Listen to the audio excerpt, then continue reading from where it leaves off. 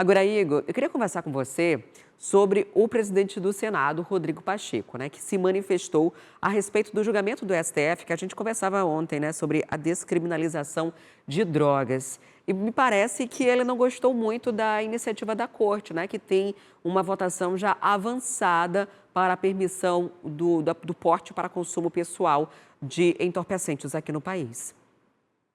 Exatamente. Em tom de indignação, o presidente do Senado Federal, Rodrigo Pacheco, utilizou o momento de fala na tribuna do Senado Federal, em pleno plenário, justamente para criticar essa votação, esse julgamento no Tribunal Superior, aliás, no Supremo Tribunal Federal. De acordo com Pacheco, o poder legislativo é quem deve legislar e um poder não pode atravessar a autonomia do outro. Vamos primeiro ouvir o presidente Rodrigo Pacheco sobre esse assunto. Daqui a pouco a gente fala um pouquinho mais sobre isso. Vamos colocar no ar. Se pretender legalizar ou descriminalizar, que é uma tese que pode ser sustentada por aqueles que defendem que a questão é mais de saúde pública do que uma questão judicial ou uma questão penal, o foro de definição desta realidade é o Congresso Nacional Brasileiro. Mas o fato é que o grande questionamento em termos práticos quanto a isso, ao se permitir ou ao se legalizar o porte de drogas para uso pessoal, de quem se irá comprar a droga? De um traficante de drogas que pratica um crime gravíssimo equiparado a hediondo. Mas não posso deixar de apontar aquilo que reputo um equívoco grave, uma invasão da competência do Poder Legislativo que se dá na questão da descriminalização do porte para uso de drogas. Bom, então esse é o tom de indignação, de reprovação do presidente do Senado Federal, Rodrigo Pacheco, com o julgamento no Supremo Tribunal Federal. Lembrando que a lei antidrogas, que proíbe o transporte, o consumo, a venda, a comercialização, foi aprovada pelo Congresso Nacional com ampla discussão lá no ano de 2006. Então, trazer essa discussão novamente sem a presença do Legislativo, somente ali no STF, causou essa revolta, essa indignação em Rodrigo Pacheco, já que acaba atravessando uma legislação já vigente que foi discutida no Congresso Nacional. Então, ele não gostou muito e ainda deixou em aberto aquela nossa dúvida também a respeito do traficante de drogas, porque se o consumo vai ser liberado, o consumo pessoal vai ser liberado e a venda legal não existe no Brasil, é do traficante que as pessoas vão comprar. E Rodrigo Pacheco compartilhou dessa opinião. Então, ele não gostou nada desse julgamento, mas a gente lembra que o julgamento foi suspenso depois de 4 votos a favor da descriminalização dos entorpecentes, 3 deles apenas da maconha.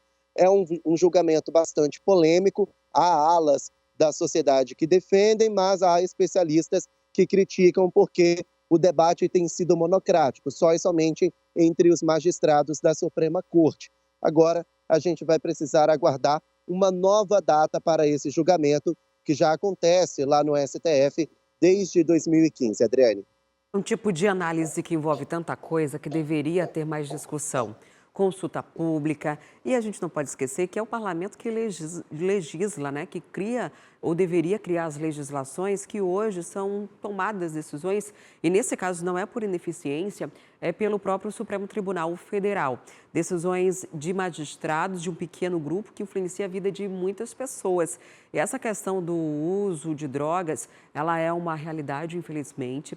E eu me preocupo das possíveis consequências disso lá na frente, tanto pela questão do tráfico de drogas, mas pelo mal que se faz a muitas, milhares de famílias no país e de estimular o aumento. Porque se é proibido, eu não posso, mas se é permitido, eu vou experimentar, vou saber como é que é. Isso pode gerar uma curiosidade, uma maior demanda e ainda que lá na frente possa se limitar apenas à maconha, é muito comum a gente ouvir falar que a pessoa usou maconha, começou pela maconha e depois foi passando para outras drogas. Muitos países desenvolvidos já têm uma permissão. Nos Estados Unidos, os estados podem ter legislações próprias, então alguns deles já têm essa permissão. Mas a gente precisa considerar também o Brasil. A gente fala de países que um estado nosso é maior que alguns países que já legalizaram. De níveis de segurança muito diferentes dos que a gente tem aqui. É uma situação muito polêmica e a gente ainda vai falar bastante sobre isso, Igor, porque a votação vai voltar, né? Quando acabar esse pedido de vista, volta e a gente volta a analisar dependendo do que for votado. Lembrando que até os magistrados, os juízes, os ministros que já votaram, eles podem reconsiderar esse voto dependendo do que for apresentado lá na frente, né? Se apresentar um novo parecer e eles quiserem mudar, eles têm essa possibilidade. Daqui a pouquinho eu volto a conversar com você, porque ontem teve posse de ministro, na verdade, de ministros. A gente vai começar falando do filiado do Partido do União Brasil, Celso Sabino, que agora é o novo ministro do Turismo. Ele tomou posse nessa quinta-feira em Brasília. O cargo é uma manobra do governo para manter apoio da legenda lá no Congresso Nacional. O presidente Lula deu posse ao novo ministro do Turismo ao lado de autoridades do Congresso Nacional. Celso Sabino já estava trabalhando como ministro há mais de 2 semanas para se inteirar dos projetos elaborados pela agora ex-ministra Daniela Carneiro. Sabino e Daniela são filiados ao União Brasil.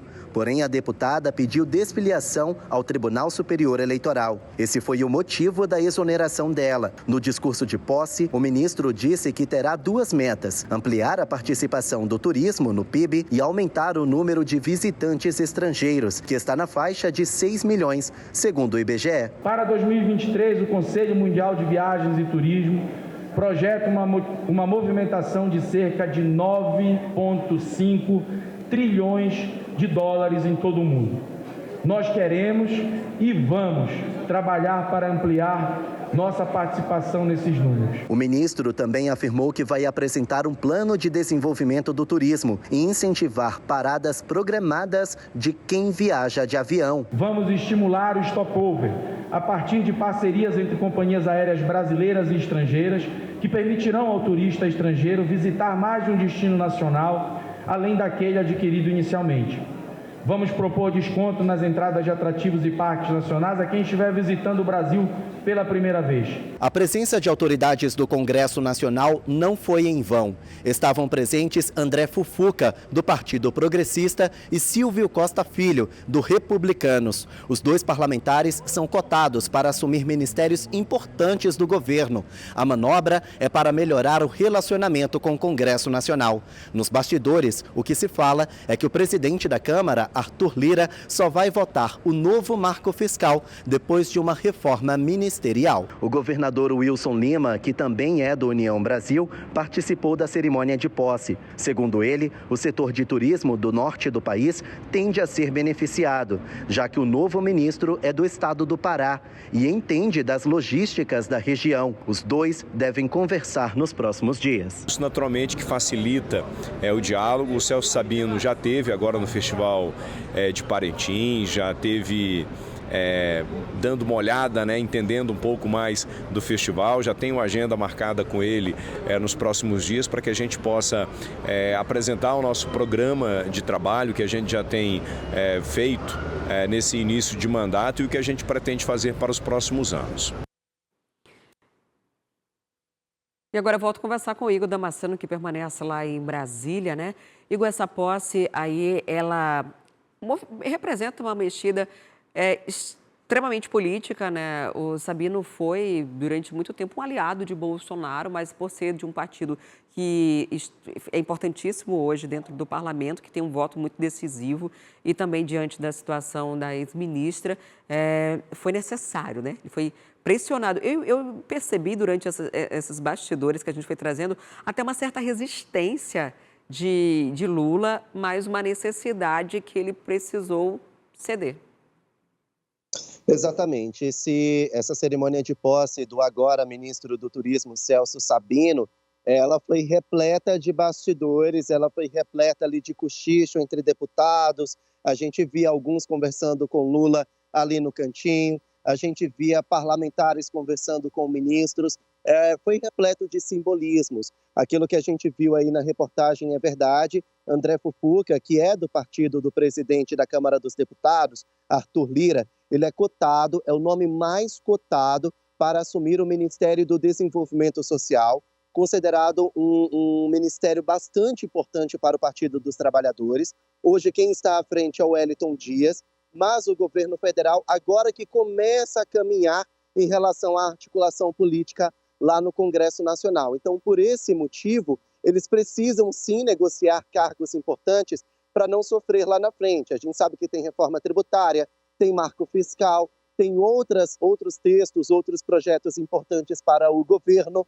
Então, esse momento é o momento de articular politicamente. Então, André Fufuca pode sim assumir até o início de setembro o Ministério do Desenvolvimento Social. Isso já é o que se ventila lá nos corredores do Congresso Nacional e também no Palácio do Planalto. E a situação está um pouquinho complicada para o governo federal se manter sozinho, não vai dar. Realmente vai ter que se aliar a outros partidos do Centrão e trazer cada dia mais Arthur Lira para próximo do governo. É melhor tê-lo como amigo do que como oposição.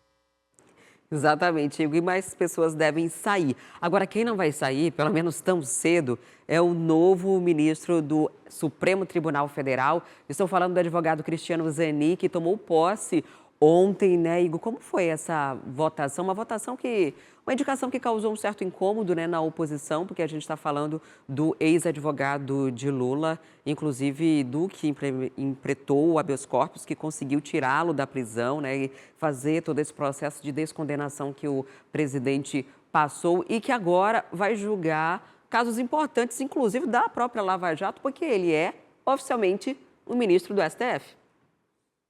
Exatamente, ele é ministro do Supremo Tribunal Federal, agora tudo assinado, tomou posse ontem numa cerimônia que reuniu cerca de 350 convidados, entre eles o presidente da República, presidente Lula, vice-presidente Geraldo Alckmin, ministros do governo federal e alguns parlamentares, como Arthur Lira e Rodrigo Pacheco. A cerimônia durou algo em torno de 25 minutos. Como já é de praxe, o ministro do STF não discursa em cerimônia de posse para manter aquela imagem mais idônea, se manifestar somente nos autos do processo, mas o fato é que Cristiano Zanin assume a cadeira que foi deixada pelo ministro aposentado Ricardo Lewandowski. Ele herda pelo menos 520 processos que eram de Ricardo Lewandowski, que vai relatar esses processos agora, entre eles uma suposta omissão do ex-presidente Jair Bolsonaro com a pandemia de Covid-19, também supostos desvios por parte do chamado orçamento secreto. Então, alguns projetos, algumas votações, julgamentos importantes vão ser relatados, porque Cristiano Zanin, nos bastidores, é que o Partido Liberal não está muito satisfeito com isso, teme uma decisão política. Mas Cristiano Zanin, lá, enquanto foi sabatinado no Senado Federal, prometeu não agir politicamente como um ministro da Suprema Corte deve ser. Não deve agir politicamente em hipótese alguma. Agora, eu lembro a vocês que Cristiano Zanin é formado em Direito pela Pontifícia Universidade Católica de São Paulo, é professor e especialista em Direito Processual e Civil, tem 47 anos e é o ministro mais jovem da Suprema Corte. Ele pode ficar no cargo até quando vai completar 75 anos, isso em 2050. Como eu disse, a cerimônia marcou a presença de muitas pessoas do governo federal, entre elas o ministro da Justiça, Flávio Dino. Ele falou a respeito dessa cerimônia de posse de Cristiano Zanin. Vamos ouvir. O ministro Zanin, além dos requisitos constitucionais do notável saber jurídico, da reputação ilibada, mostrou na sua trajetória profissional ter muita coragem. E o Supremo Tribunal Federal julga causas difíceis e, portanto, ter um ministro que tem coragem de se posicionar de acordo com a lei, mesmo em instantes de muita contradição, de muita polêmica, é um atributo importante. Então, eu acho que o ministro Zanin vai dar uma grande contribuição à trajetória do Supremo, exatamente por reunir experiência jurídica, conhecimento técnico e coragem para cumprir a missão, para cumprir a função. A Operação Lava Jato em si, ele não deve fazer parte porque a operação tramita na segunda turma do STF e ele faz parte da primeira turma. Apenas 5 ministros ali do Supremo Tribunal Federal fazem parte da segunda turma, isso não incluía Ricardo Lewandowski. Então, como ele está assumindo essa cadeira, não vai relatar, não vai participar das investigações da Lava Jato. Agora, o que chama a atenção nesse momento é a aposentadoria da presidente da Corte, a Rosa Weber. Ela deve se aposentar ainda neste ano e aí o presidente Lula vai ter que indicar uma outra pessoa. E sabe qual é o nome mais cotado que se ventila ali nos corredores? O próprio Flávio Dino. Ele é um dos nomes que Lula está estudando para indicar para uma vaga deixada por Rosa Weber no Supremo Tribunal Federal. Ainda há outros 2 nomes, mas nos bastidores o que se fala é que Flávio Dino, muito provavelmente, pode ser indicado pelo presidente Lula. Adriane. Flávio Dino até que tem utilizado bastante jatinhos, né, para voltar para casa ultimamente, né? Enfim, você dá essa informação de supetão, não estava preparada para ela agora. E há uma pressão popular, Igor, inclusive, já que é a Rosa Weber que vai se aposentar, para que seja uma mulher também que assuma esse cargo, para que tenha uma representação feminina mantida dentro do STF, o que não parece que vai ser levado em consideração, né? Vamos seguir acompanhando os próximos passos, que acabou de ter um novo ministro, né? Então a gente segue agora acompanhando aí as informações para ver depois quem vai ser o novo nome indicado. Muito obrigada, Igor, pelas informações para você. Quer ficar por dentro de todas as notícias e programação da TV A Crítica? Então já se inscreve e ativa o sininho. E até o próximo vídeo.